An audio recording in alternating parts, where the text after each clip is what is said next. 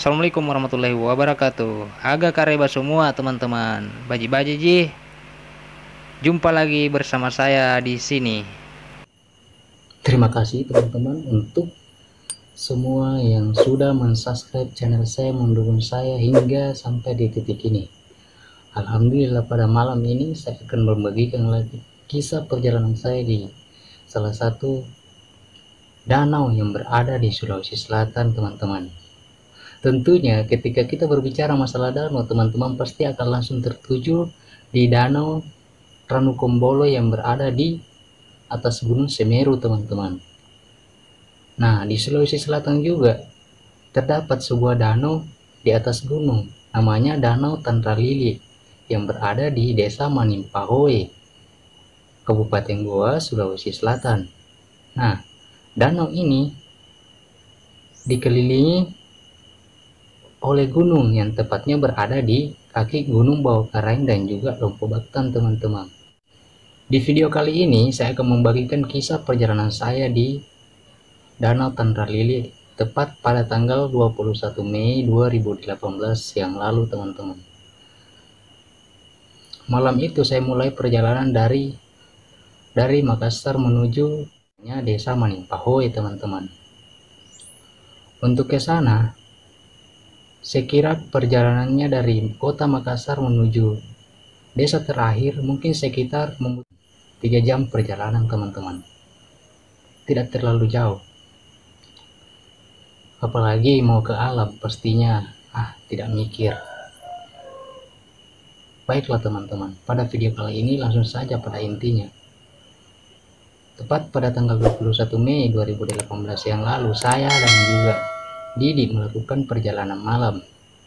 Sesampainya di desa terakhir, saya singgah di rumah warga untuk kemudian numpang ngecas, numpang parkir motor, dan juga yang lain-lainnya banyak. Pokoknya seru di sana, teman-teman.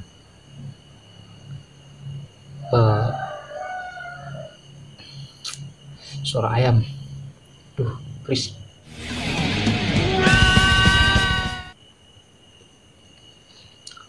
Baik teman-teman, kita lanjutkan bincang-bincang. Saya sekalipun saya sendiri seharusnya ketika kita berbicara mengenai pengalaman mistis itu, ada yang pihak kedua lah yang mewawancarai kita, tapi karena saya sendiri, teman-teman, ya saya sendiri yang mewawancarai diri saya, bagaimana kemudian saya berbicara dengan teman-teman semuanya, membagikan pengalaman saya di depan teman-teman semuanya. Nah, baik teman-teman, suara ayam, teman-teman. Baik teman-teman, kisah perjalanan saya di Danau Tandralili ini sangat menegangkan, teman-teman. Kenapa saya katakan menegangkan? Karena dari Makassar saya sudah jalan malam, teman-teman. Kemudian sesampainya di desa Manimpahoe ini, desa terakhir sebelum start point, kami berangkat jam 9 malam. Nah, kemudian saya berjalan menapaki perjalanan sebelum sampai di Danau Tandralili. Ada berbagai pengalaman mistis yang saya rasakan pada saat itu, dan saya lihat betul-betul sama sahabat saya yang bernama Didi ini, teman-teman. Nah, sebelum filter pertama, teman-teman, kita disuguhkan sama pendakian yang agak-agak trekking. Nah, agak-agak trekking, orang para pendaki, para pecinta alam biasa menyebutnya ini tanjakan cinta. Sama seperti di Danau Ranukumbolo, tanjakan cinta. Di sini di Sulawesi Selatan juga di Danau Tandralili tanjakan cinta, teman-teman. Entah itu julukan dari siapa, tapi yang jelas para pecinta alam biasa menyebutnya itu juga tanjakan cinta sesudah kita melewati shelter 1 ini, teman-teman. Sesudah saya melewati shelter 1, teman-teman, kami beristirahat di sebuah bebatuan yang ada di perjalanan menuju ke Danau Tandralili ini. Sembari kami asik ngobrol, tiba-tiba ada cahaya headlamp lah dari kejauhan, teman-teman. Karena jam juga sudah menunjukkan waktu itu mungkin sekitar jam 10 malam, teman-teman. Sudah jam 10 malam, karena di perjalanan tadi kami termasuk tipe orang yang sangat santai dan menikmati perjalanan, teman-teman. Nah, sesampainya kami di peristirahatan, melihat cahaya headlamp yang sedang mau mendaki juga di Danau Tandalili. Tapi anehnya, lama saya tunggu pendaki tersebut tidak muncul-muncul, teman-teman. Tidak muncul-muncul.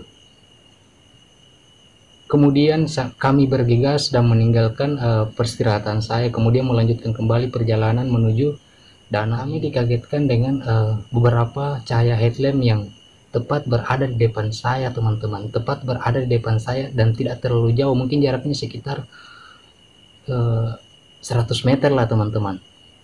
Nah, anehnya saya kejar bersama dengan Didi ini, saya tidak mendapati pendaki sama sekali, teman-teman. Perjalanan kami disapa cahaya yang kalau dibilang kunang-kunang, itu bukan kunang-kunang, teman-teman, karena cahayanya yang dilihat sama Didi ini cahayanya sangat terang.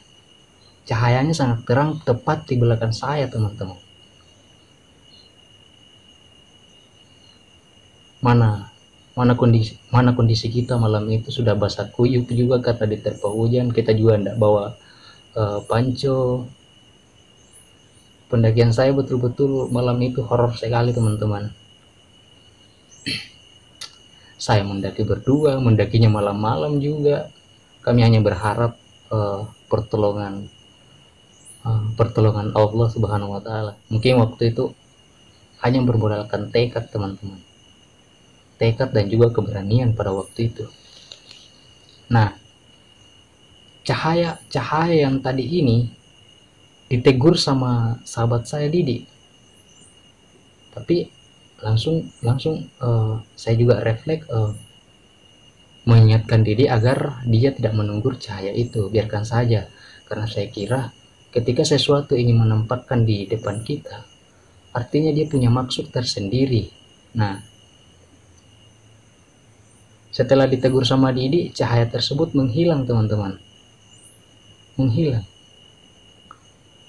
Kemudian kami pun melanjutkan perjalanan. Tidak lama,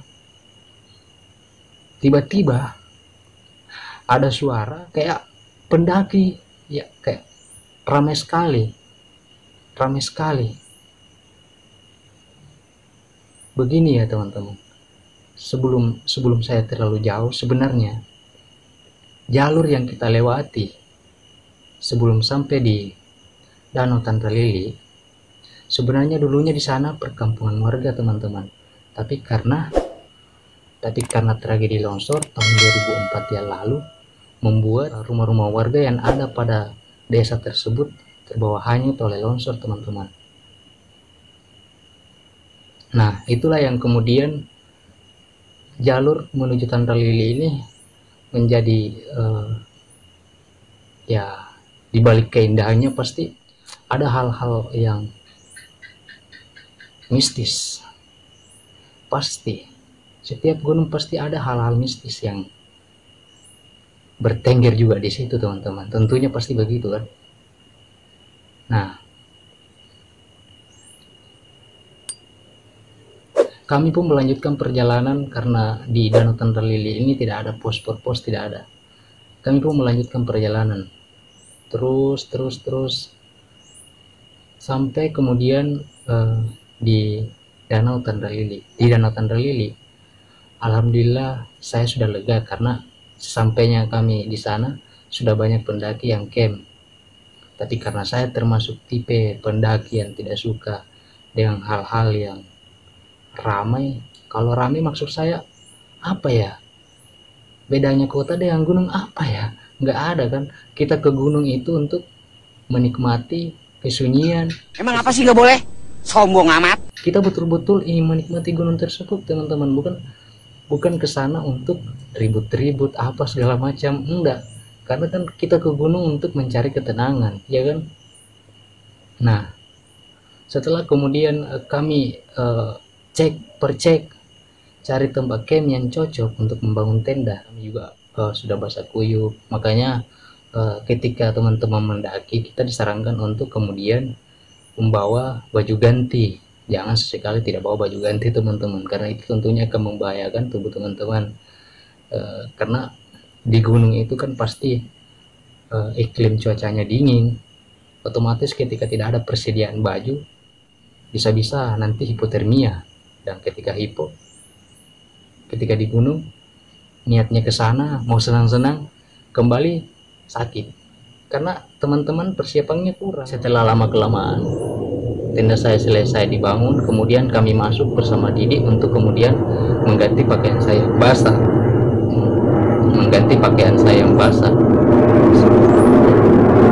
pesawat.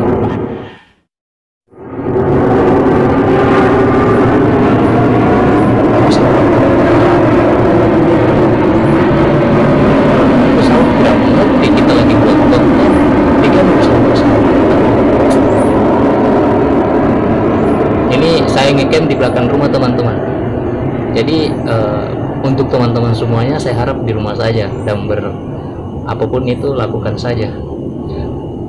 Seperti saya membuat konten untuk YouTube di belakang rumah, bangun tenda teman-teman. Ini sudah jam 2 teman-teman, sambil tunggu sahur. Sembari kami menikmati makanan yang menikmati logistik yang kami bawa pada saat itu teman-teman, kami pun tidur.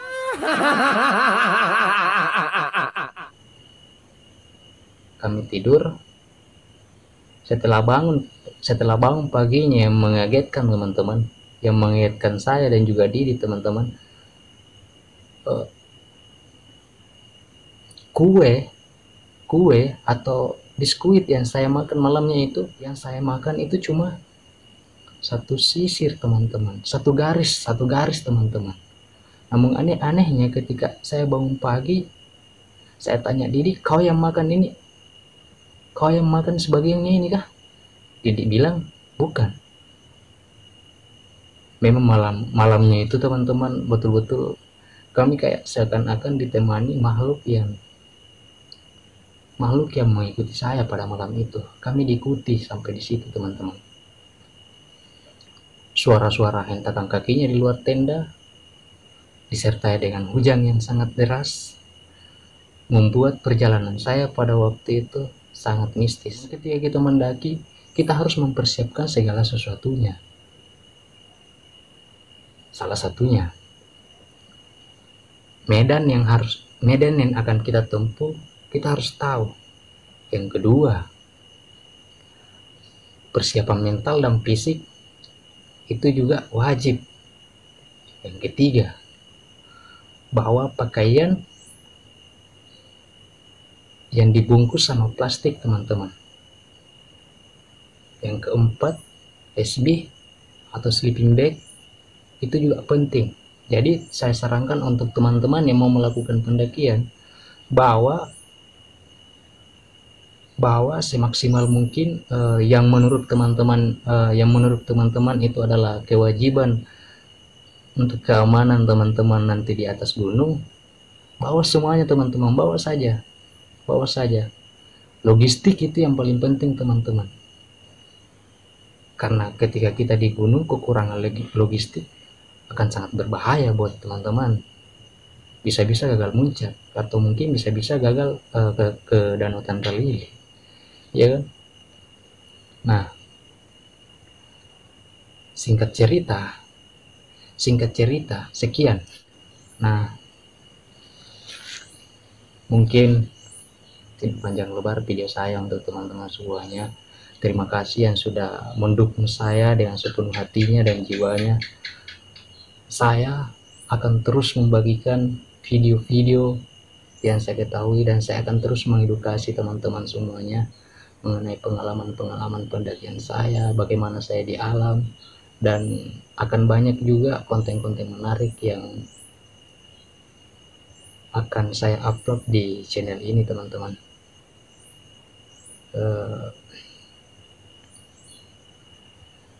Sekedar saran, ketika teman-teman mau melakukan pendakian, sekali lagi sampahnya jangan lupa dibawa pulang. Yang kedua, jagalah alam kita Indonesia ini, agar alam berkehendak juga untuk menjaga kita teman-teman. cintailah alam sebagaimana mestinya. Alam marah, alam juga alam murka karena perbuatan kita. Makanya ketika ke gunung usahakan membawa sampahnya pulang. Jangan jadikan gunung atau tempat wisata tempat sampah. Bawa sampahnya pulang, teman-teman. Ya. Itu harapan saya sama semuanya yang mencintai Indonesia. Cukup sekian. Salam literasi dan salam lestari. Assalamualaikum warahmatullahi wabarakatuh.